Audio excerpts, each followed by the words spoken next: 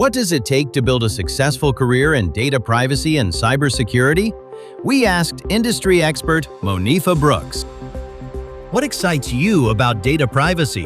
What excited me about working in data privacy was just the fact that it's always something different. You've got an opportunity to really understand the information that's being collected, how it's being stored, how it's being shared, and how that bakes into the operations of an organization.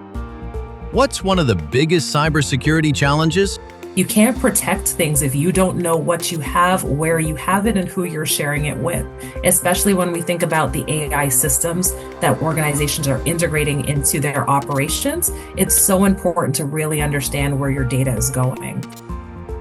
How can students prepare for the future? Westcliff offers a very unique educational opportunity because you really focus on practical, hands-on, it's not just the theoretical. The programs are really focused on helping leaders grow and develop what I'd say are the critical skills for what does this look like in real life when it comes to operations and how do you actually take that into the different industries.